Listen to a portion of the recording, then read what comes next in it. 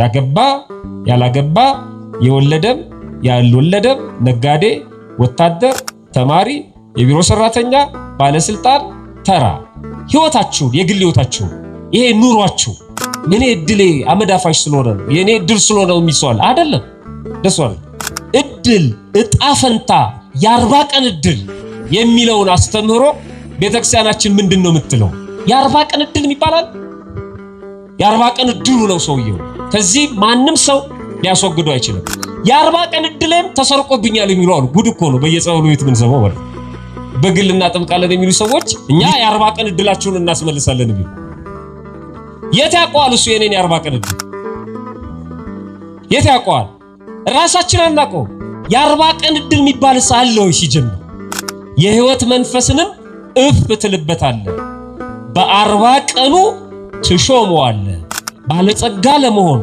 ለመደየት ለመጽደቅም ለመኮነንም ቢሆን በቃ ልክ በ40 ቀኑ ደሃም ቢሆን ባለጸጋም ቢሆን ጻድቅም ቢሆን ኃጥም ቢሆን በ40 ቀኑ ተወስኖለታል ይላሉ ይሄን አንብበው አይደለም እንደዚህ ማለት አይደለም በመንፈሳዊው እድል ማለት ምን ማለት ነው እሱ ነው እኛ የሚመለከተን እሱ እድል ምንድነው በመንፈሳዊ ይኸውላችሁ በዚህ ባለማዊው በድንገት የተሰጠ ለሌላ ያልተሰጠ የተወሰነ የተጣፈልን ካልን ያን ነገር ስናገኘው እድለኞች ያን ነገር ካላገኘነው እድለቢስ ያን ነገር ስናገኘው ደስተኞች ያ ነገር ካላገኘነው አመዳፋሾች እንላለን ራሳችንን ማለት ነው እኛማ እድል የለንም ብለን እናማራለን ከዛ መውጣት አለብን በመንፈሳዊው እድል ማለት የክርስቲያኖች እድል ምንድነው በደንብ ስሙ የኛ የክርስቲያኖች እድል ምንድነው የመጀመሪያው የኛ የክርስቲያኖች እድል 21 ቁጥር አለ ይላል ሎተሪ ሻጩ አለ አምጣው መቤታችን ነች ሎተሪ ሻጮቹ ደግሞ አደገኞች ናቸው 23 ቁጥር ይላሉ አምጣው ጊዮርጊስ ነው ብለን ቆርጣል አንዳንዱ ሙሉ ሎተሪ ይገዛና ግማሹን ለኪዳነ ምሕረት ይሰጣታል ለራሷ ስትል እንድታወጣው ማለት ነው አጣውጣው ወዳጄ በዚህ እስካሁን የደረሰ የለም አይገርም የራስ የሰራውን ያንተን ገንዘብ ትፈልጉት እዛው ቆረጥ አንተ እኔ አሁን ሎተሪ አትቆረጡ ያልኳችሁ አይደለም አታገናኙት ከዚህ ጋር አታገናኙት አይገናኝም በፍጹም ሁሉንም እግዚአብሔር ያውቃል አዎ ያውቃል ግን በዚህ ዓለም መስፈርት አንዱን እድለኛ አንዱን እድለቢስ እና ሰው ማተባርጎ የእግዚአብሔር ልጅ ሆኖ ማንም ሰው ግንባሩን ያየ አይነጥላለ ባለብሽ ይያለ በየቦታው እድሉ ለማስመለስ ይንከባለላል የእግዚአብሔር ሆኖ ማንም ሰው ይነደዋል ገሃነመ እሳትስ ለኃጥአን ለምንድነው ወደ ገሃነመ እሳት የሚገቡት የተዘጋጀላቸው መንግስተ ሰማያት ነበር አልፈልግም አሉ እነሱ እና መጀመሪያ ታዲያ እግዚአብሔር ገሃነመ እሳትን ሲያዘጋጅ እኮ ኃጥአን እንደሚቀጡ ያቅ ነበር መጀመሪያ አዘጋጅቶ ነው እንዴ እነሱን እንደገና ኃጢአተኛ ብሎ የሚፈርድባቸው እግዚአብሔር መጀመሪያ እነሱ እንደሚገቡ አስቦ ነው ያዘጋጀው የሚሉአሉ በጭራሽ ገሃነመ እሳትን ለኃጢአተኞች አይደለም ያዘጋጀው እግዚአብሔር የ40 ቀን እድል ስለ 40 ቀን እድል ምንድነው የምናቀው ቤተክርስቲያን የ40 ቀን እድልን በተመለከተ ምን ታስተምራለች አንዳንድ ሰዎች እኔ የ40 ቀን እድሌ ተወስዶብኛል ይላሉ አንዳንድ ደግሞ ሰዎች የ40 ቀን እድላችሁን እናስመልስላችኋለን ይላሉ እና ብዙ ሰው የ40 ቀን እድሉን ለማስመለስ የሰው ጫማ የሰው ትቢያ የሚልሰዋል ተወስዶብሻል ተወስዶባል ሲላቸው ይደነግጡና ከቤተክርስቲያን ሕግና ሥርዓት ውጪ የሆኑ እናጠምቃለን አይነ ጥላ ምናምን እንገፋለን የሚሉ ሰዎች ብዙ ሰው አሽከር አድርገዋል እና ምን ልታደርግ ነው የሄድከው የሄድሽው ሲባሉ የ40 ቀን እድሌን ለማስመለስ ነው ይላሉ የ40 ቀን እድል ይወሰዳል ወይ እኔ እድሌ አመዳፋሽ ነው እድለቢስ ነኝ የኔ እድል ጠማማ ነው ብለው የሚያማሩ ሰዎችም አሉ ጠማማ እድል አለ ወይ አመዳፋሽ የሚባል ነገር አለ ወይ በክርስትና ህይወት አንዱን እድለኛ እንለዋለን አንዱን እድለቢስ እንለዋለን እንዲህ አይነት አድሎ በቤተክርስቲያን አለ ወይ ማን ነው እድለኛ ማን ነው እድለቢስ ማን ነው እድሉ የተጣመመ ማን ነው እድሉ የተወሰደበት? ስለዚህ በደንብ ማወቅና መረዳት አለብን። እግዚአብሔር በቸርነቱ ምስጢሩንና ጥበቡን እንዲገልጥልን በድጋሚ መልካም ፈቃዱ ይሆንልን። መነሻም አድርገው የመጽሐፍ ቅዱስ ክፍል ፊት ለፊት ይሄን በተመለከተ የተነገረበት ስለሆነ የሉቃስ ወንጌል ምዕራፍ 10 ቁጥር 38 ጀምሮ ያለውን ንባብ ነው።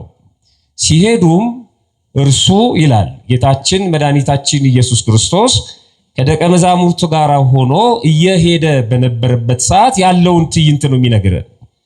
ሲሄዱም እርሱ ወደ አንዲት መንደር ገባ። ማርታ የተባለች አንዲት ሴት በቤቷ ተቀበለችው። ለእርሷ ማርያም የምትባል እህት ነበረቻት። እርሷም ደግሞ ቃሉን ልትሰማ በኢየሱስ እግር አጠገብ ተቀምጣ ነበረች። ማርታ ግን አገልግሎት ስለበዛባት ቀርባም ጌታ ሆይ እኔ እንድሰራ እህቴ ብቻዬን ስትተወኝ አይገድህምን? እንኪያስ እንድታግዘኝ ንገራት አለችው። ኢየሱስም መልሶ እንዲህ አላት፣ ማርታ ማርታ በብዙ ነገር ትጨነቂያለሽ፣ ትታወኪማለሽ። የሚያስፈልገው ግን ጥቂት ወይም አንድ ነገር ነው። ማርያምማ መልካም ዕድልን መርጣለች፣ ከእርሷ አይወሰድባትም አላት ይላል። ክርስቶስ ወደ አንድ መንደር ገባ። በመንደሩ ብዙ ሰዎች አሉ፣ ብዙ ቤቶች አሉ። ከዛ መንደር ግን ሮጣ የተቀበለችው አንዲት ሴት ናት፣ ማርታ ትባላለች። ተቀብላ ወደ ቤት አስገባችው። ማርያም የምትባል ደግሞ እህት ነበረቻት። እመቤታችን አይደለችም፣ የስም ሞክሼ ነው። እቺ ማርያም የምትባሏ እህቷ ደግሞ ክርስቶስ ሲገባ ተመልክታ እሱ እንደተቀመጠ ማርታ ክርስቶስን ለማስተናገድ እንግዳ መጥቶባታልና እናቶቻችን እህቶቻችን እንደሚያደርጉት ወደ ጓዳ ገባች። ልታስተናግደው የሚበላውን የሚጠጣውን ልታመቻች ማለት ነው። እሱ እንደተቀመጠ ማርያም ደግሞ እግሩ ስር ቁጭ ብላ የሚናገረውን ቃል መስማት ጀመረች። በጣም እድለኛ ነች።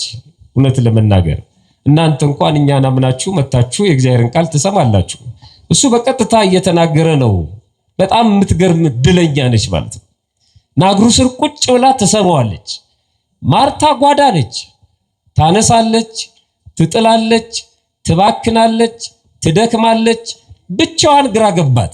ስትወጣ እህቷን አየቻት፣ ተቀምጣለች። ለሷ ስራ ፈታ የተቀመጠች ነው መሰላት። ቤት ውስጥ ብዙ ስራ እያለ እንግዳ መጥቶ ብቻዋን በጓዳ ውስጥ ጎንበስ ቀና ስትል ስላላገዘቻት የሷን መቀመጥ ንቃው እንደ ተራ ነገር አቃላው ጭራሽ ወደ ክርስቶስ አቤቱታ አቀረበች። ጌታ ሆይ እህቴ ብቻዬን ስትተወኝ ወደ ጓዳ ገብታ እንድታግዘኝ ማትተዋት ስትተወኝ ዝም ምትላት ለምንድን ነው? እንድታግዘኝ አሰናብታት እንጂ አለችው። የማርታ ጥፋቷ ጓዳ ገብታ መስራቷ አይደለም። አሁን አንዳንድ ሰዎች ይሄን ስጋዊ ነገር ምናምን ይነቅፋሉ። ማዘጋጀትማ አለባት።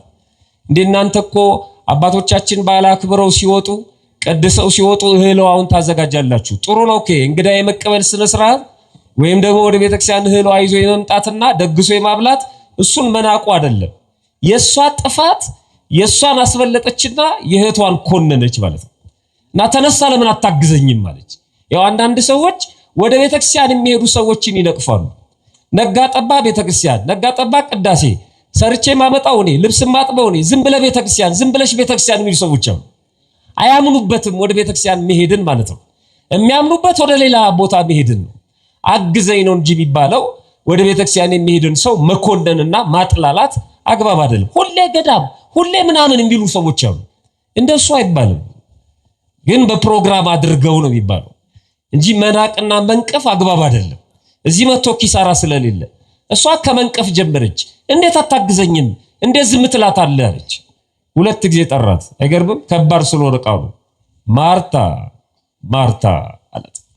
አንቺ በብዙ ትጨነቂያለሽ፣ ትታወኪማለሽ።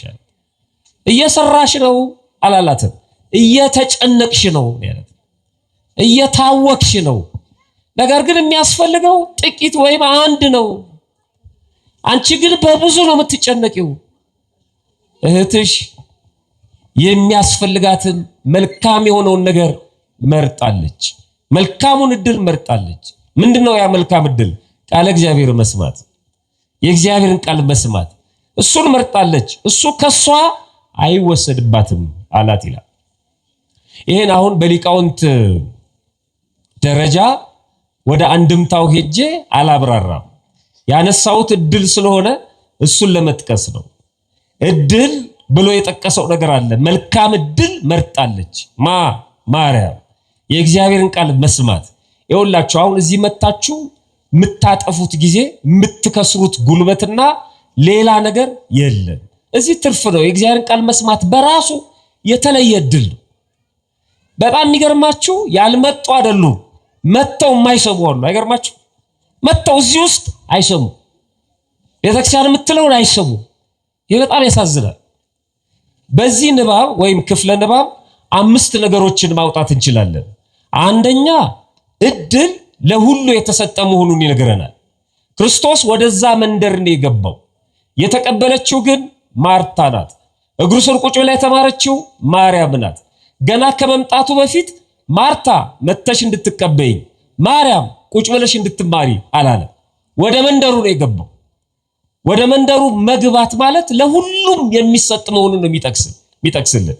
ወደ መንደር ወደ ዓለም መጥቷል ክርስቶስ። ለሁሉም ነው የመጣው። የተቀበሉት አሉ፣ የሰቀሉት ደግሞ አሉ። የተቀበሉት አሉ፣ ያልተቀበሉት ደግሞ አሉ። እድል ለሁሉም የሚሰጥ መሆኑን ይነግረናል። በኋላ በደንብ አብራራዋለሁ። ሁለተኛ እድል የራስ ፈቃድንም እንደሚጠይቅ ይነግረናል። ማርታ በፈቃዷ ነው የተቀበለችው። ማርያም በፈቃዷ ነው ቁጭ ብላ የእግዚአብሔርን ቃል የሰማችው። እናንተ ማንም አላስገደዳችሁ።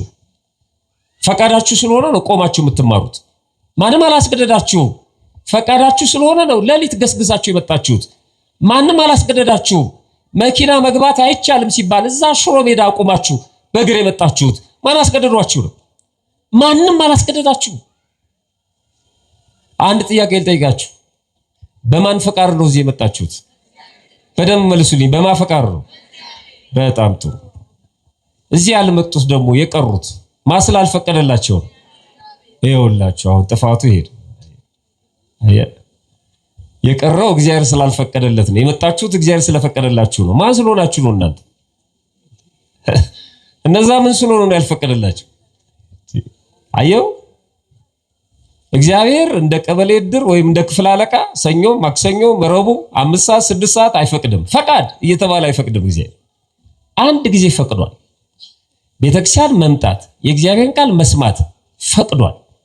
እናንተ ያንን ፈቃድ በነፃ ፈቃዳችሁ ተቀበላችሁ መጣችሁ። ፈቃዱን ስለተቀበላችሁ ነው የመጣችሁት። በደመና አፋፍሶ እየጎተተ አላመጣችሁ። ፈቀዳችሁ። ስትፈቅዱ ከፈቃዱ ጋር ቀላቀላችሁ። መንገድ ላይ የሚያጋጥመን ነገር በሙሉ አስወግዶ ቀላቀለ። መጀመሪያ መፍቀድ ያስፈልጋል። ልባሩ እነዛ የቀሩት ለምንድን ነው? ስላልፈቀዱ። እግዚአብሔርማ ፈቅዷል። ይሄው ጉባኤ አዘጋጅቷል። አልፈቀዱም። እነሱ አልፈለጉም። የሚበልጥ ነገር አለ አሉ፣ ወይ ደግሞ ከአቅማቸው የሆነ በላይ የሆነ ነገር አጋጠማቸው። ፈቃዳቸውን ተጠቅመው አልመጡ። ፈቃዳችንን ተጠቅመን ተገኝተናል እኛ ማለት ነው። እግዚአብሔር ፈቃደኛ ባልሆነ ልብ ውስጥ አድሮ ስራ አይሰራም፣ በጭራሽ አይሰራም። ቀላል ነገር ልንገራችሁ። አንዳንድ ሰው ንስሐ ግባ ቆረብ ሲባል በተለይ ትልልቅ ሰዎች ወጣቶች አንዳንዱ ያማትብባቸዋል። አንቺ ለምን አትቆርቢም? አንተ ለምን በስመ አብ ወወልድ ወመንፈስ ቅዱስ ምን አልኩ ለጭ የሰውዬ አይፈቅድም ማለት ነው። አይ በጭራሽ አይፈልግም። ቆረብ ስትለው በስመ አብ ወወልድ ወመንፈስ ቅዱስ ካለ እንዴት አድርጎ ያምጣው እግዚአብሔር? አንዳንዱስ ለምን አትቆርብም ሲባል እንባው ዱብ ዱብ ይላል። እኔ ፈቅጄ ወድጄ መሰለ እንዳልቆርብ የፈለኩት የእግዚአብሔር ፈቃድ እየጠበቅኩኝ ነው። ነገሮች እስኪመቻቹልኝ ነው እንጂ እኔማ ፈቃዴ ነው። ከእግዚአብሔር ተለይቼ እንዴት እኖራለሁ? የክርስቶስን ስጋና ደም ሳልቀበል ብሞት እኮ ከባድ ነው። እኔ ሳልወድ ቀርቼ መሰለ ይላሉ፣ ያለቅሳሉ። ይሄን ፈቃዳቸውን እግዚአብሔር ይቀበልና አንድ ቀን ከፊት ያቆማቸዋል። አንድ ቀን ወደናል ወይ ፈቅደናል ወይ? እግዚአብሔር አስጨንቆ የሚገዛ አምላክ አይደለም። አዳምና ሔዋንን ከነነጻ ፈቃዳቸው ነው የፈጠራቸው። ነጻ ፈቃዳቸውን ተጠቀሙ፣ በሉ፣ አትብሉ የተባሉትን አገኟት ዋጋቸውን። እግዚአብሔር ሁሉን ያውቃል፣ ነገር ግን አይወስንም። በኋላ ላይ መጣበታል። ወደ ሁሉ መጣ፣ በፈቃዳቸው ግን የተወሰኑት አካላት ተቀበሉት። ወደ መንደር ገባ፣ ማርታ ተቀበለችው። ከማርታም ደግሞ ማርያም ቁጭ ብላ መስማት ጀመረች። መልካሙን እድል መረጠች ያለው አያችሁ። ተሰጣት አይደለም ያለው፣ ለሁሉም ነው የተሰጠው። እሷ ግን መረጠችው መልካሙን እድል። መምረጥ ያስፈልጋል ማለት ነው። አቅረብኩ ለከ እሳተ ወማይ ደይደከ ሀበ ዘፈቀድከ። እሳትንም ፍትፍትንም እሳትንም ውሃንም በፊትህ አቅርቤልሃለሁ፣ እጅህን ወደ ፈቀድከው ምን አለ አምላካችን አስገባ። ወደ ፈለከው ፈቃዱ አንድ ጊዜ ናት የእግዚአብሔር ፈቃድ፣ ለሁሉም ነው የተሰጠችው። ሶስተኛው እድል መልካም ነው። መልካም ነው። መልካም የሆነ እድል፣ ክፉ እድል የሚባል የለም። ክፉ ከሆነ እድል አይደለም፣ እግዚአብሔር እሱን ሊሰጠን አይችልም። ራሳችን ያመጣ ነው። ሞት እንኳን በሰው ፈቃድ ነው የመጣው። አይገርም? ራሱ ዲያብሎስ እንኳን ራሱ ነው ዲያብሎስ ሰይጣን የሆነው።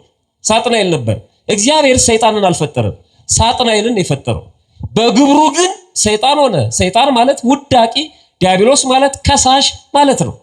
ቆሻሻ፣ ውዳቂ፣ ከሳሽ፣ ርጉም የሆነው ራሱ ነው። በመረጠው ነው። አስቀድሞ ሰይጣንን አልፈጠረውም እግዚአብሔር፣ በመረጠው ነው ሰው። ስለዚህ መልካም ነው እድል ሲባል ሁልጊዜም መልካም ነው። ጠማማ ብሎ እድል የለም፣ ጨለማ ብሎ እድል የለም በፍጹም። ሶስተኛው ይሄ ነው። አራተኛው እድል የማይቀማ ነው። ምንድነው አልኳችሁ? የማይቀማ ነው። እኛ የምንጥለው ካልሆነ በስተቀር አይቀማም እድል። እድሌ ተቀምጦብኛል ብለው በየጸበሉ የሚከራተቱ ሰዎች ተው በሏቸው። የሚቀማ እድል የለም። እድሌ ላስመልስ ነው የምትሉ በፍጹም አታስመልሱም። እንኳን እድላችሁን የተሰረቀ ስልካችሁን ማስመለሳችሁ እድል ማስመለስ አይቻልም። አይቀማማ። ከጣልነው አንፈልግም ካልነው የራሳችን ጉዳይ ነው። የተሰጠንን እድል ግን አይቀማንም እግዚአብሔር በጭራሽ በፍጹም። እድል በዓለማውያኑና እድል በመንፈሳውያኑ ሁለት ትርጉም አለው። እኛ የዓለማውያኑን እድል ይዘን ነው አሁን ምን ባክነው ቤተክርስቲያን ውስጥ። ዓለማውያን እድል ሲሉና መንፈሳውያኑ ወይም ቤተክርስቲያን እድል ስትል ልዩነት አለው። እድል ያው አደለ ሰጠ ነው፣ የተሰጠ ማለት ነው እድል ማለት ስጦታ ማለት ነው። ዓለማውያን እድል የሚሉት ምንድን ነው? ቻንስ እድል የሚሉት ምንድን ነው? እድል በቀላሉ የሚገኝ ነው። ዓለማውያኑ በቀላሉ የሚገኝ በአጋጣሚ የሚገኝ ያልታሰበ ለሌላ ያልተሰጠ ሊሉት ይችላሉ። አስቀድሞ የተወሰነ እጣ ፈንታም ይሉታል። አንድ ሰው ሎተሪ ሲደርሰው እድለኛ ነው ይባላል። የሎተሪው ድርጅትም የሚለው እድለኞች ነው የሚለው። የደረሳቸው እድለኞች፣ ያልደረሳቸውስ እድለቢሶች ናቸው። ዓለም ነው ይሄን የሚል። ዓለም እንደዚህ ነው የሚለው። የሆነ ኤምባሲ ገብቶ ዲቪ የደረሰው ማን ነው? ቪዛ የተመታለት እድለኛ ነው። ወይኔ ግሌ ታደላ እድለኛ ናት። ሌላውስ እድሉ ጠማማ ነው። ኤክስ አይባልም። ያ ሰክሰስ ነው። ያኛው እርካታ ነው ማለት የሆነ የአንድ ነገር ስኬት ነው። ተሳክቶለታል ሰውየው፣ ጥሯል፣ ግሯል፣ ሞክሯል፣ ተሳካለት እንጂ እድል አይደለም እሱ። ዓለም የሚሰጠን ነው እሱ አይደለም። ማግባት እድል ልንለው እንችላለን እኛ። ያላገቡትስ እድለ ቢሶች ናቸው። መውለድ እድል ነው። እሺ ያልወለደስ እድለ ቢስ ነው። ሁለታችንም ክርስቲያኖች ነን። አንዱ ወለደ፣ አንዱ አልወለደም እና እድለ ቢስና እድለኛ ነን በቤተክርስቲያን ውስጥ። በጣም ከባድ ነው። መጠንቀቅ መቻል አለብን። ዓለማውያኑ ናቸው ይሄን የሚሉን። ይኸው ድሃ ሲሉን እንቀበላለን፣ የድሃ ድሃ ሲሉንም እንቀበላለን። የሆነ ነገር ያሰምሩና ከድህነት ወላል በታች ነህ እንቀበላለን። ማን ነው ይሄን መስፈርት የሚሰጠን? እግዚአብሔር እኮ አይደለም፣ ዓለማውያን ናቸው። እነሱ ናቸው የሚሰጡን። በዓለም ስታንዳርድ ነው እድለቢስ እድለኛ የሚባለው። በክርስትና ህይወት የለም። አሳያቸዋለሁ። ድንገት የተገኘ ነው እድል ይላል በዓለማዊ ህይወት። ሳይታሰብ የተገኘ ነው እድል። ለሌላው ያልተሰጠ ነው፣ ለሱ ብቻ የተሰጠ ነው እድል ይላሉ። አንዳንዴ ራሳችንን መታዘብ አለብን። ዛው እኔ በእግር ኳሱ ዓለም የተወሰነ ጊዜ አንድ ቡድን አሸንፎ ጠቅላላ ሶሻል ሚዲያው በሙሉ እዛ ላይ የኛ የቤተክርስቲያን ልጆች የምንላቸው ማተብ ስላሰሩ ማለት ነው በጣም የዘቀጠ መልእክት የወረደ መልእክት ሲያስተላልፉ ሰማ ነበር። ድንግል ማርያም ከ20 ምናምን ዓመት በኋላ አሳካችሁ ዋንጫውን በለው ይላል። ድንግል ማርያም ኳስ ሜዳ ሄዳ አንተ አግባ አንተ ደግሞ ልቀቅ ስትል በጣም ያሳዝናል። ወርደናል ማለት ነው። አዩ አንድ ቡድን እንዲደግፍ ገብርኤልን እንልከዋለን። ቅዱስ ገብርኤል አደራን አንድ ብቻ ያስገቡ ይላል። ቁማር ይዞ አስይዞ ገንዘብ ሱ ማለት ነው። የሱ መሄድ ሲያንስ ገብርኤልንም ይዞት ይሄዳል ቁማር ቤት። ሚካኤልንም ይዞት ይሄዳል። ነውር ነው፣ በጣም ነውር ነው። ኳሱ ነው ማንም ያሸንፍ ማንም ችግር የለውም። በክርስትና ሕይወት ኳስ እይም አትይም የሚል ትምህርት የለም። በዓለም ውስጥ ነው ፓስታ ብላ አትብላ እሱ አይመለከታትም። ቤተክርስቲያን በዓለም ውስጥ ያለውን ነው። ነፍስን እስካላጠፋ ድረስ ይኸው ችግር የለውም ተደሰት። ግን ከታቦት ጋር አታገናኘው። እግዚአብሔር ቁማርተኛ አይደለም። እሺ ተመልከቱ፣ እኔ የምሰጣችሁ ሰላም ዓለም እንደሚሰጣችሁ አይደለም ብሏል አምላካችን። እኔ የምሰጣችሁ ደስታ፣ እኔ የምሰጣችሁ ሰላም ዓለም እንደሚሰጣችሁ አይደለም። ዓለም የሚሰጠን ምን አይነት ነው? እሱ የሚሰጠን ምን አይነት ነው? ዓለም የሚሰጠን ቀምቶ ነው። ደስታ የሚሰጠን ቀምቶ ነው። ሁለት የእግር ኳስ ቡድን ቢኖር፣ ሁለት ደጋፊዎች ቢኖሩ፣ ሁለቱ ሲሸናነፉ ይኸው በጎልም ይሁን በፍጹም ቅጣት ምት ይሁን በእጣን ይሁን መለያየታቸው ግድ ነው። እውነት ነው ሐሰት ነው? የግድ ነው መለያየታቸው። ተለያዩ። አንዱ አሸናፊ ሲሆን አንዱ ምን ይሆናል? ተሸናፊ። ያሸናፊው ደጋፊዎች ይደሰታሉ፣ ይስቃሉ። የተሸናፊው ደጋፊዎችስ ያለቅሳሉ። እና ይሄንን እግዚአብሔር ሰጠን ማለት ነው። ይሄኛው እንዲያለቅስ፣ ይሄኛው እንዲስቅ እግዚአብሔር ነው ያደረገው። ይሄኛው ታንቆ እንዲሞት፣ ይሄኛው ደግሞ ደስ ብሎት ገንዘብ እንዲነዛ ማለት ነው። ይሄ ጠጥቶ እንዲሰክር፣ ያ ደግሞ ሄዶ ልጆቹ እንዲደበድብ እግዚአብሔር ነው ያደረገው። እንትና ቡድን አሸንፍ፣ እንትና ቡድን ደግሞ ይበቃል ተሸነፍ፣ 22 ዓመት ጠብቃል አንተ ዋንጫ ብላ አንተ ደግሞ አትብላ ይላል እግዚአብሔር። እንዲህ ነው የምታምኑት እግዚአብሔር?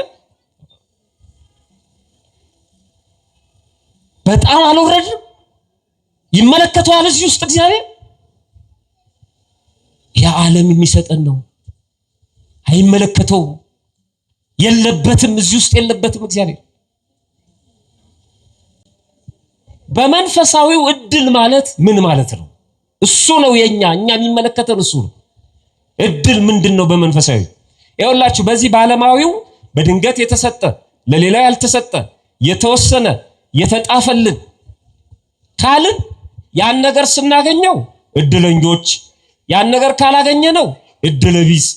ያን ነገር ስናገኘው ደስተኞች፣ ያ ነገር ካላገኘነው አመዳፋሾች እንላለን ራሳችንን ማለት ነው። እኛማ እድል የለንም ብለን እናማራለን። ከዛ መውጣት አለብን። በመንፈሳዊው እድል ማለት የክርስቲያኖች እድል ምንድነው? በደንብ ስሙኝ። የኛ የክርስቲያኖች እድል ምንድነው? የመጀመሪያው የኛ የክርስቲያኖች እድል ራሱ እግዚአብሔር ነው። ራሱ እግዚአብሔር። እኛ የእግዚአብሔር በመሆናችን ምኖች ነን? እድለኞች ነን። የእግዚአብሔር በመሆናችን እድለኞች ነን። የድንግል ማርያም በመሆናችን እድለኞች ነን። እድሉ እሱ ነው። እግዚአብሔር ለኛ የተሰጠ ራሱን የሰጠ አምላክ አለን። እኛ እድለኞች ነን። ሎተሪ ስለደረሰን አይደለም። እሱ እድል አይደለም። ሲሆን አጋጣሚ ጉዳይ ነው። እዛ ውስጥ አይገባም እግዚአብሔር። አንዳንዱም 21 ቁጥር አለ ይሏል ሎተሪ ሻጮች። አለ አምጣው መቤታችን ነች። ሎተሪ ሻጮችም ደግሞ አደገኞች ናቸው። 23 ቁጥር ይላሉ። አምጣው ጊዮርጊስ ነው ብለን እንቆርጣለን። አታገኘውም፣ አትልፍ ወዳጅ። እሱ እዛ ኳሱን ሄዶ አያንከባልልም ቅዱስ ጊዮርጊስ። እሱ ያንተ ጉዳይ ነው።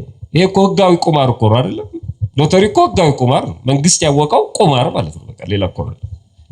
ሌላው ሲይዘው ያሳስራል፣ መንግስት ከያዘው ደግሞ ህጋዊ ነው። እና እዛ ውስጥ እግዚአብሔር አይገባም። ስትፈልግ ቁረጥ፣ ሳትፈልግ ተው። አንዳንዱ ሙሉ ሎተሪ ይገዛና ግማሹን ለኪዳነ ምሕረት ይሰጣታል፣ ለራሷ ስትል እንድታወጣው ማለት ነው። አታወጣውም ወዳጄ። በዚህ እስካሁን የደረሰ የለም። አይገርም? የራሴ የሰራውን ያንተን ገንዘብ የምትፈልገው እዛው ቁረጥ አንተ። እኔ አሁን ሎተሪ አትቁረጡ እያልኳችሁ አይደለም። አታገናኙት ከዚህ ጋር። አታገናኙት። አይገናኝም በፍጹም። ሁሉንም እግዚአብሔር ያውቃል። አዎ ያውቃል።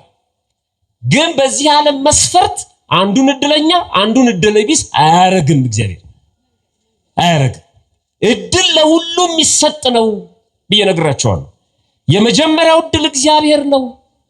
እግዚአብሔር የሁሉም ነው። እኛ እድለኞች ነን። በእድላችን ስለተጠቀምን ነው።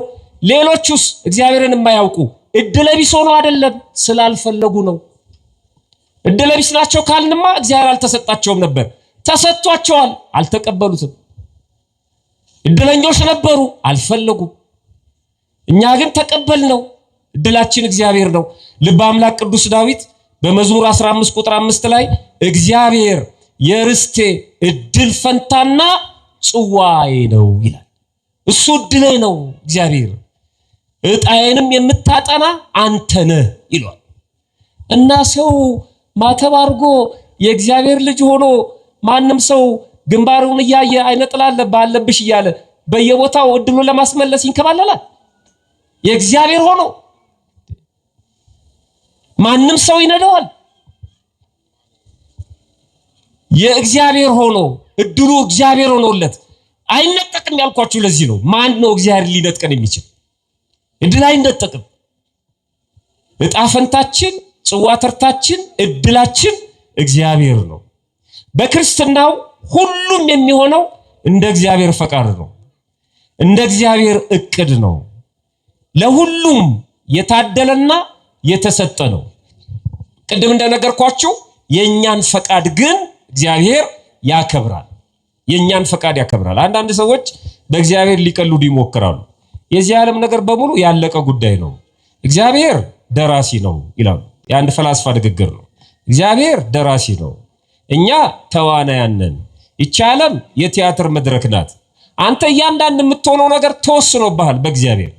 ደራሲው ተዋናዩን ወስኖባቸው፣ አክተሮቹን ወስኖባቸው፣ ገጸ ባህሪያቱን ወስኖባቸው ጽፎ እንደሚተውኑት እግዚአብሔርም ወስኖብህ ነው። ምንም ብትደክም የተወሰነልን አታልፍም ይላል።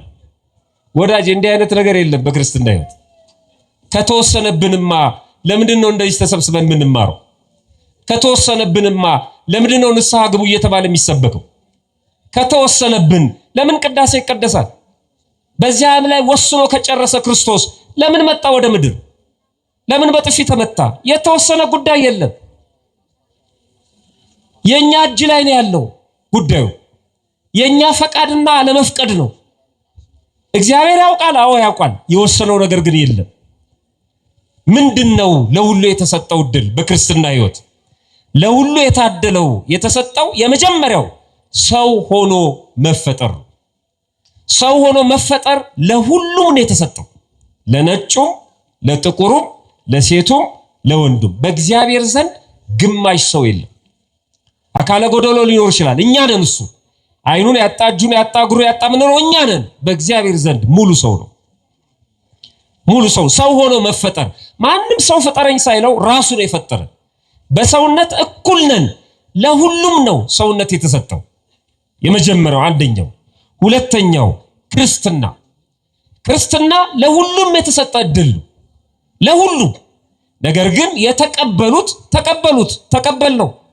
በእናቶቻችን በአባቶቻችን አማካይነት በ40 እና በ80 ቀን መተን የጸጋ ልጅነትን ወሰድን፣ ክርስቲያኖች ተባለ። ፈቃዱን ያ ለሁሉም የተሰጠውን እድል በፈቃዳችን መተን ወሰድን። ክርስትና ለተወሰነ አካል ብቻ የተሰጠ አይደለም። ሌሎቹ ለምን ክርስቲያኖች አልሆኑም? ስላልሰጣቸው ነው? አይደለም። ስላልፈለጉ ነው። በነፃ ፈቃዳቸው ነው። በግድ በሰይፍ አያሳምናቸውም እግዚአብሔር። እንዲህ አይነት እምነት የለም። በሰይፍ ማሳመን የለም በክርስትና ሕይወት። ስታምን ታምናለህ፣ ካልፈለግ ትተዋለህ፣ ውጤቱን ትቀበለዋለህ። በቃ አለቀ። ማንንም አያስገድድም። ራሱ እግዚአብሔር እንኳን አስገድዶ የሚገዛ አምላክ አይደለም። ማዳን እየቻለ መዳን ትፈልጋለህ ብሎ ነው ያስፈቀደው። 38 ዓመት ሙሉ ያልጋ ቁራኛ ሆኖ የጅል ጥያቄ ይመስላል አይደል? ያን ህመምተኛ መዳን ትፈልጋለህ ሲለው እና ምን ሊፈልግ ነው እዚያ የመጣው? ፈቃዱን እየጠየቀው ነው። እኔ ሳልለው ነው እንዳይል በኋላ ማለት ነው። ግን ብዙ አቤቱታ አቀረበ። ተነሳ፣ አልጋን ተሸክመ ሄዳ። ፈቃድ ብቻ ነው የሚፈልገው አምላካችን። ስለዚህ ክርስትና ለሁሉ የተሰጠ ዕድል ነው። ሶስተኛው ጥምቀት፣ ያው ክርስትና የምንቀበልበትን የጸጋ ልጅነት ለሁሉ የተሰጠ ዕድል ነው። ድህነት ለሁሉ የተሰጠ ዕድል ነው። የዘላለም ሕይወት መንግስተ ሰማያት ለሁሉም የተሰጠ ዕድል ነው። መንግስተ ሰማያት ለኛ ደሞ ገሃነመ እሳት ለሌሎቹ የተዘጋጀ አይደለም። ለሁሉም የተሰጠች ናት መንግስተ ሰማያት። ይሄው መጽሐፍ ቅዱስ እንደዚህ ይላል። የማቴዎስ ወንጌል ምዕራፍ 25 ቁጥር 34 ላይ ንጉሱ በቀኙ ያሉትን ይላል። ክርስቶስ ወደዚህ ምድር ሲመጣ ዓለምን ሲያሳልፍ በቀኙ ያሉትን እንዲህ ይላቸዋል፣ እናንት የአባቴ ብሩካን ኑ ዓለም ከተፈጠረ ጊዜ ጀምሮ የተዘጋጀላችሁን መንግስት ውረሱ ይላል። እናንተ የአባቴ ብሩካን ኑ፣ በቀኙ የቆሙትን ማለት ነው። ዓለም ከተፈጠረ ጊዜ ጀምሮ ያዘጋጀውላችሁን መንግስት ውረሱ ይላል። ለሁላችንም ይሄንን ያድለን። በእውነት ቃለ ሕይወት ያሰማልን የሚባለው ይሄ ነው። በነገራችን ላይ ይሄን የሕይወት ቃል ለሁላችንም ያሰማል። ኑ የሚለውን ማለት ነው። ለሁሉም ነው የተዘጋጀው። ገሃነመ እሳትስ ለኃጥአን። ኃጥአን ለምንድን ነው ወደ ገሃነመ እሳት የሚገቡት? የተዘጋጀላቸው መንግስተ ሰማያት ነበረ፣ አልፈልግም አሉ እነሱ። እና መጀመሪያ ታዲያ እግዚአብሔር ገሃነመ እሳትን ሲያዘጋጅ እኮ ኃጥአን እንደሚቀጡ ያውቅ ነበረ። መጀመሪያ አዘጋጅቶ ነው እንዴ እነሱን እንደገና ኃጢአተኛ ብሎ የሚፈርድባቸው እግዚአብሔር? መጀመሪያ እነሱ እንደሚገቡ አስቦ ነው ያዘጋጀው የሚሏሉ። በጭራሽ ገሃነመ እሳትን ለኃጢአተኞች አይደለም ያዘጋጀው እግዚአብሔር አይደለም። ታዲያ ኃጢአተኞች ለምን ወደ ገሃነም ይወርዳሉ? በፈቃዳቸው ነው፣ በገዛ ፈቃዳቸው ነው የወረዱት። አንድ መንግስት ወይን ቤት ሲሰራ እኮ ለህዝቡ ሁሉ አይደለም። እስር ቤት የሚሰራው እኮ ለኢትዮጵያ ህዝብ በሙሉ አይደለም፣ ወይም ደግሞ የሌላ ሀገርም ሰው። እዛ የሚገባው ሰው መርጦ ነው ወደ እስር ቤት የሚገባ ሰው። እንዲህ ባይሆንም አሁን ህጉ ማለት ነው የተዘጋጀው ለሰላማዊ ሰው አይደለም። ፖሊስም ህጋዊ ተቋማትም እንደዚሁ ሰላማዊውን ሰው ለማስከበር ነው። ገሃነመ እሳትም ለሰው አልተዘጋጀም የሚለን መጽሐፉ ነው። እዛው የማቴዎስ ወንጌል ምዕራፍ 25 ቁጥር 41 ላይ ሄዳችሁ ስታነቡ እንደዚህ ይላል፣ በዚያን ጊዜ በግራው ያሉትን ደግሞ እንዲህ ይላቸዋል። በቀኙ ያሉትን ከጨረሰ በኋላ በግራ ያሉትን ደግሞ እንዲህ ይላቸዋል፣ እናንት ርጉማን። እንዲህ ከመባል ይጠብቀን ሁላችን። በእውነት ዞር ብሎ በግራ ያሉትን እናንት ርጉማን ለሰይጣንና ለመላእክቱ ወደ ተዘጋጀው ወደ ዘላለም እሳት ከኔ ሂዱ። ሰምታችሁኛል? ለማን ወደ ተዘጋጀው? ለሰይጣንና ለመላእክቱ ወደ ተዘጋጀው ወደ ዘላለም እሳት ሂዱ። የዘላለም እሳት የተዘጋጀው ለማን ነበር? ለሰይጣንና ለመላእክቱ ነበር። ሰውን ሲያንገላታ ሲያሰቃይ ለሚኖረው ሰይጣን ማለት ነው። ግን ሰዎች ምን አደረጉ? ሰይጣን አባታችን ነው አሉ። ልጅ ደግሞ የሚወርሰው የአባቱን ርስት ነው። ግብሩን ስራውን ከሰራችሁለት አባታችን እሱ ነው ካላችሁ ምን አደርጋለሁ? የአባታችሁን ውረሱ ይላቸዋል። ፈትሐ በረት የሚባለው ለዚህ እንጂ ለኃጥአን አልተዘጋጀም። የኛ እድላችን መንግስተ ሰማያት ናት። የኛ ጽዋ ተርታችን መንግስተ ሰማያት እንጂ እድላችን ገሃነመ እሳት አይደለም። የዲያብሎስ እድሉ የሰይጣንና የሰራዊቱ እድሉ ገሃነመ እሳት ነው። ሰው ግን በፈቃዱ ከተከተለው የአባቱን ይወርሳል ማለት ነው። ስለዚህ እድል መንግስተ ሰማያት ናት። ፍጻሜው እንደዚህ ይሆናል። እነዚያ ወደ ዘላለም ቅጣት፣ ጻድቃን ግን ወደ ዘላለም ሕይወት ይሄዳሉ ይላል። ምንን ነው የሚሰጠን እግዚአብሔር? የምንፈልገውን አይደለም፣ የሚያስፈልገንን ነው የሚሰጠን እግዚአብሔር። እኛ እንደ ሕፃን ልጅ ይሆናል የምንጠይቀው። አንዲት እናት ሕፃን ልጅ ታቅፋ ጡት እያጠባችው ፍትፍት እየሰጠችው እዛ ጋር እሳት እየተቀጣጠለ ወይም እየነደደ ቢያይ ፍትፍቱንና ጡቷን ትቶ እሳቱን ካልያዝኩ ብሎ እሪ ይላል። እሳቱ መልኩ ደስ ይላል፣ ልምላሜውን ደስ ይላል፣ ሙቀቱ። ስለዚህ ለሕፃኑ እንደሚያቃጥለው አያውቅም፣ እንዲጫወትበት ነው የሚፈልገው። የእናቱን ጡት የሚጠቅመውን ትቶ እሳቱን ካልያዝኩ ይላል። እናቱ ግን ይቃጠልና ይረፈው ብላ እሳቱን አትሰጠው። እናቱ ታውቃለች እንደሚያቃጥለው፣ በጭራሽ አትሰጠውም፣ ትከለክለዋለች። ምርር ብሎ ያለቅሳል። ምርር ብሎ ቢያለቅስም አትሰጠው፣ ታባብለዋለች። የሚገርማችሁ ጎረቤቱ ሁሉ ሊመጣ ይችላል። የሕፃኑን ምርር ያለ ለቅሶ ሰምቶ ምን ሆነ እናቱ የለችም ብሎ በር በርግዶ ሲገባ እያለቀሰ እናቱም አለች። ምን ሆኖ ነው? እሳቱን ካልሰጠሽ ብሎ ነው። ምን ይላል ጎረቤት? ስጪውና ሲያቃጥለው ያርፋል ስጪው ይላል። ካልወለደ ሊል ይችላል። መቼም የዘንድሮ ልጆች ካላዩ አያምኑም። ስጪውና ይቃጠል አይሉ። ጎረቤት ምንድነው የሚለው? ወየ ልጅ ነገር እኔ እኮ ያየለሽ መስሎኝ ነው ብለው ትቶ ይሄዳል። ስጪው አይልም እሳቱ። ጎረቤትም ያውቃል እሳት እንደሆነ፣ እናትም ታውቃለች፣ ህፃኑ ግን አያውቅም። ይኸውላችሁ እንደ እናት ሥላሴ፣ እንደ ጎረቤት ቅዱሳን እመቤታችንን ጨምሮ፣ እንደ ህፃን የምናስቸግረው እኛ፣ ፍትፍቱና ወተቱ የሚያስፈልገን የሚያምርብን፣ እሳቱ ደግሞ የምንፈልገው ግን የማያምርብን፣ አምጣ ብለን ማልቀስ እንደ ህፃኑ ካልሰጠኝ አይሰጠንም፣ እንዳንጠፋበት አይሰጠንም። ቅዱሳንም ለምንድነው ማታማሉኝ? ተክለ ሃይማኖት ለምንድነው ኪዳነ ምሕረት ማትነግሪልን ብንልም እሳቱን ስጠው ጌታዬ በጣም አስቸግሮኛል ስጠውና ይቃጠል አትልም። እመቤታችን ልታባብለን ትችላለች፣ ተጨማሪ ይሆናል። ግን ያ ህፃን ካደገ በኋላ እሳቱን እንደፈለገ ይጫወትበታል። ደክሞኛል እስኪ እሳቱን አቀጣጥይና ቡና ፊልኝ እንላታለን። ድሮ ታለቅስ የነበረችው ህፃን ልጅ ማለት አሁን እሳቱን መቆጣጠር ስለምትችል ማለት የሚያውቀው እግዚአብሔር ነው። ስንደርስበት ይሰጠናል። ስለነፈገድ ግን አይደለም፣ ስለከለከለን አይደለም። በእውነት ነው የምነግራችሁ። ጠይቃችኋት እመቤታችን የምትከለክላችሁ ምንም የለም። ዛሬ ግን ላይሆን ይችላል። ዛሬ ስላልሰጠችን ከልክላናለች ማለት አይደለም በጭራሽ። ጊዜ አለው ወይ ደግሞ የማይጠቅመን ሊሆን ይችላል። እስከነም ጭራሹም ላይሰጠን ይችላል። ሳናማርር ግን በልግስና ሳይነቅፍ ለሁሉ የሚሰጠውን እግዚአብሔርን ይለምነው። እግዚአብሔር ለሁሉ እዚህ ትምህርት ስለ እድል ይሄን ያህል ከተመለከትን ህይወት እድል ነው ወይስ ምርጫ ነው?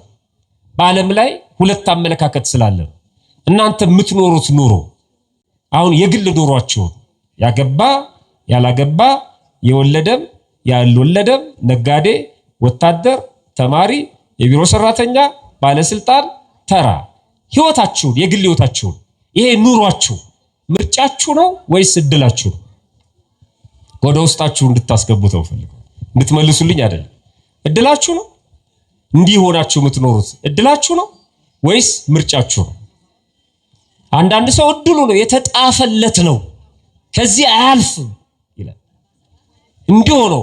ለሌላው ደግሞ እድሉ ስላልሆነ ነው ይላል። ህይወት እድል ነው ምርጫ ነው? ከባድ ጥያቄ ነው።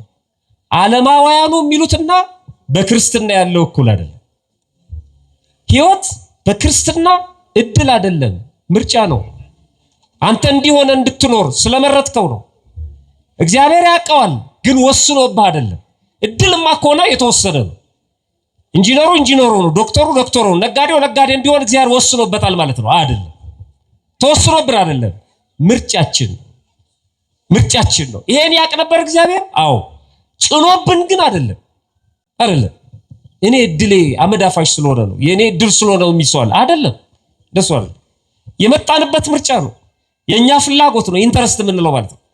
ያለ ፍላጎታችን ምንም ሊጭንብን አይችልም እግዚአብሔር በጭራሽ። ይሄን ወቁ። ከዚህ አንፃር እድል እጣ ፈንታ የ40 ቀን እድል የሚለውን አስተምህሮ ቤተክርስቲያናችን ምንድነው የምትለው? የ40 ቀን እድል ይባላል። የ40 ቀን እድሉ ነው ሰውየው።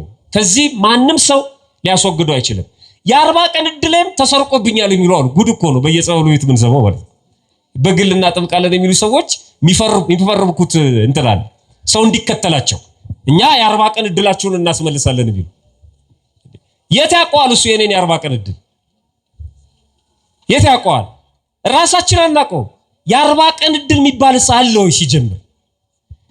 ይሄ በክርስትና አስተምሮ በቤተክርስቲያናችን ካሉ ቅዱሳት መጻሕፍት መካከል በብዙ ቦታ ተጠቅሷል። ግን በትክክል በግልጽ የተቀመጠው በቅዳሴ አትናቴዎስ ላይ ነው። ቅዳሴ አትናቴዎስ ላይ ካህኑ አሰምቶ በንባብ የቅዳሴውን ክፍል ሲያሰማን እንደዚህ የሚል ንባብ አለ። ሕፃንን ይላል ገና ሕፃን በማህፀን ሲሰራ ማለት ነው። ቀድሞ ይሄኛ የምናውቀው ሳይንስ ከመፈጠሩ በፊት ማለት ነው።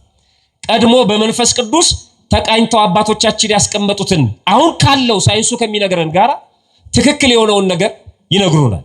እንደዚህ ይላል፣ ሕፃንን ከአባቱ ወገብ አውጥተህ ይላል። ሲጸንደስ ከአባቱ ወገብ ወይም አብራክ አውጥተህ ወደ ሴት ማህፀን የምትልከው ሆይ በረቂቅ ሰፋድል ወይም መጠቅለያ የምትጠቀልለው ውሃ ሲሆን በጥበብ የምታረጋው ውሃው እናቶቻችን አንዲት ሴት ስትጸንስ ጽንሱ ስላረጋ ነው እንላለን አይደለም ሲያስቸግራት ሲረጋጋ ሁሉ ነገር ይስተካከላል ማስመለሱ ማጥወልወሉ ምናምን ውሃ ነው ውሃ ሲሆን በጥበብ የምታረጋው የህይወት መንፈስንም እፍ ትልበታለ በ40 ቀኑ ትሾመዋለ እቺ ነች 40 ቀን በ40 ቀኑ ትሾመዋለ ባለጸጋ ለመሆን ለመደየት ለመጽደቅም ለመኮነንም ቢሆን በቃ ልክ በ40 ቀኑ ደሃም ቢሆን ባለጸጋም ቢሆን ጻድቅም ቢሆን ኃጥእም ቢሆን በ40 ቀኑ ተወስኖለታል ይላሉ ይሄን አንብበው አይደለም እንደዚህ ማለት አይደለም በ40 ቀኑ ትሾመዋለ ማለት ታድለዋል ምን የሚሆንበትን ደሃም የሚሆንበትን ከፈለገ ሰርቶ ሀብታም የሚሆንበትን ሰንፎም ደሃም የሚሆንበትን ፈልጎ ኃጢአት የሚሰራበትን ፈልጎ ጽድቅ የሚሰራበትን ምኑን ትሰጠዋለ ሙሉ አካሉን ትሰጠዋለ ትሾመዋለ በተፈጥሮ ሳይንሱም በሚለው በመንፈስ ቅዱስም አሁን እንደነገርኳችሁ ማህፀን ውስጥ አንድ ህፃን ሴትም ትሁን ወንድ በ40 ቀን ሙሉ አካላቸው ተሰርቶ ያልቃል ሙሉ አካላቸው በውስጥም በውጭም ያለው የሚሰራ አካል የለም ከዛ በኋላ የሚያድግ ነው የሚኖር አይንም ተሰርቶ ያልቃል እጅም ተሰርቶ ያልቃል ልብም ሳምባም ኩላሊትም ጣፊያም ተሰርቶ ያልቃል በስንት ቀን በ40 ቀን አለቀ ከዛ በኋላ እድገት ነው እያደጉ ነው የሚሄዱት በ40 ቀን ጥንቅቅ አድርጎ ይሰራዋል እግዚአብሔር ማለት ይሄንን ሰጠው ምን የሚሆንበትን ከፈለገ ደሃም ይሆንበትን ከፈለገ ባለጸጋ ይሆንበትን ከፈለገ ኃጢአት የሚሰራበትን ከፈለገ የጽድቅ ስራ የሚሰራበትን ትሰጠዋለ የ40 ቀን እድል ሙሉ አካል እንጂ ሌላ እድል አይደለም ሀብታም መሆን ባለጸጋ መሆን ምናምን አይደለም የ40 ቀን እድል የ40 ቀን እድል የተባለው በ40 ቀኑ ሰጠው ምኑን ሙሉ አካሉ ሰው ኃጢአት የሚሰራው በ40 ቀን በተሰጠው እጁ ሰው የሚመጸውተው በ40 ቀን በተሰጠው እጁ ሰው ደሃም የሆነው በ40 ቀን በተሰጠው አካሉ ነው አልሰራ ብሎ በ40 ቀኑ በተሰጠው ጭንቅላቱ ነው ስለዚህ በ40 ቀኑ በተሰጠው ሙሉ አካል ከፈለገ ደሃ ይሆናል ከፈቀደ በራሱ ፈቃድ ሀብታም ይሆናል በራሱ ፈቃድ ኃጥእ ይሆናል ንባቡ ይሄንን ነው የሚለው በጥበብ የምታረጋው ውሃ ሲሆን የህይወት መንፈስ እፍ ትልበታለ በ40 ቀኑ ታድለዋለ ባለጸጋ ለመሆን ለመደየት ቢሆን ለመጽደቅም ለመኮነንም ቢሆን የሚደህይበትን ባለጸጋ የሚሆንበትን የሚጸድቅበትን የሚኮነንበትን ሙሉ አካሉን በ40 ቀኑ ትሰጠዋል ምን አጎደለን እግዚአብሔር የቱ ነው የ40 ቀን ድላችን የተወሰደብን የቱን ነው የምናስመልሰው አይናችን ተወስዷል እጃችን ተወስዷል እግራችን ተወስዷል ክርስትናችን ተወስዷል የለም የሚወሰድ እድል የለም እድል ይሄ ነው በክርስትና እድል ማለት ይሄ ነው ክርስትና እየጨረስኩ ነው ክርስትና ሲሰጥ እድል ነው ስጦታ ሲሰጥ እድል ነው መቼ ነው ክርስትና የተሰጠን ክርስቶስ ወደዚህ ምድር ሲመጣ ሰው ሲሆን መቼ ነው ጥምቀት የተሰጠን ሲጠመቅ ከዛ የት ነው የተቀመጠው እዚህ ስጋው መቼ ነው የተሰጠን ሲሰቀል ስጋው ተቆርሷል ደሙ ተፈትቷል ስጋው ተቆርሷል ደሙ ፈሷል የልጅነት ጥምቀትም እዚህ ነው ሰጥቶን ጨርሷል እዚህ መጥቶ መውሰድ ነው ክርስትና ሲሰጥ እድል ነው ለሁሉም ነው የተሰጠው ክርስትና በሁለተኛ ደረጃ ስንቀበለው ግን ምርጫ ነው ሲሰጥ እድል ነው ስንቀበለው ምርጫ ነው የተቀበልነው በምርጫችን እድል ሆኖ ተሰጥቶናል ከሌላው ተለይተን አይደለም እኛ የተሰጠን ለሁሉም ነው የተሰጠው ግን ደግሞ በምርጫችን ተቀብለናል ማለት ነው ለዚህ ነው ንባቡ ምንድነው የሚለው ማርያምም መልካሙን እድል መርጣለች ልብ አድርጉ መልካሙን እድል ምን አድርጋለች መርጣለች የሷ ፈቃድ አለበት መልካም እድል ተሰጥቷታል አይደለም ያለው እድሉማ ለሁሉም ነው የተሰጠው እሷ ግን መረጠችው እዚህ መጥቶ መማር ለሁሉም ነው የተሰጠው እናንተ ግን መረጣችሁ ቆሞ መማር ለሁሉም ነው የተሰጠው እናንተ ግን መረጣችሁ ሌሎቹ አልመረጡ ንስሐ መግባት ለሁሉም ነው የተሰጠው። የመረጠ ግን ገባ፣ ያልመረጠ ገና ነው። መቁረብ ለሁሉም ነው የተሰጠው። የመረጠ የፈቀደ ግን ይቆርባል። ያልፈቀደ ፈቃዱን ያልተቀላቀለ ደግሞ ይጠብቃል። እየለመነ ደጅ እየጠና ይጠብቃል። ሁሉም አንድ ጊዜ ነው የተሰጠው። ማርያም መልካሙን እድል መርጣለች፣ ከሷም አይወሰድባትም። አያችሁ፣ እግዚአብሔር የሰጠንን እድል ማንም ሰው አይወስድብን። ልጅ የመሆን እድል፣ ክርስቲያን የመሆን እድል፣ በ40 ቀን የሰጠን ሙሉ አካል ማንም አይነካብንም። በዚህ መጽደቅ፣ በዚህ መኮነን የኛ ጉዳይ ነው። ስለዚህ የተሰጠንን እድል እንወቅ፣ እድሉን የሰጠንን እግዚአብሔርን እናመስግን፣ የተሰጠንን እድል እንጠብቀው፣ የሰጠንን እግዚአብሔር እድሉን የሰጠንን እግዚአብሔርን እናመስግን። በመዝሙር 51 ቁጥር 9 ላይ ምን ይለዋል ቅዱስ ዳዊት? አድርገህልኛልና ለዘላለሙ አመሰግናለሁ። እድሌ ጠባማ ነው እንዳትሉ፣ አድርገህልኛልና ለዘላለም አመሰግናለሁ። ይሄ ምድራውን አይደለም፣ ይበላውን የሚጠጣውን ቤቱን መኪናውን አይደለም። ያለሱ እንጸድቃለን፣ ችግር የለውም። እሱ በዚህ ምድር ላይ ነው የሚቀረው። አረ ከዛ ውጪ ክርስቲያን አድርገኛል፣ ሰው አድርገህ ፈጥረኛል፣ ቅዱስ ሥጋውን ክቡር ደሙን ሰጥተኛል፣ በዚህ ቃል እንድጽናና አድርገኛል፣ ሙሉ አካል ሰጥተኛል። ስለዚህ ፈጣሪ አድርገህልኛልና አመሰግናለሁ። ይሄኛው ትርፍ ነው፣ ለማያምኑት የሚሰጣል። ችግር የለውም። አንኳኩ ይሰጣችኋል፣ ፈልጉ ታገኛላችሁ፣ መዝጊያ ምቱ ይከፈትላችኋል። ፈጣሪያችን በቸርነቱ ሰምቶ ከመጥፋት ያድነን፣ ይቆየን።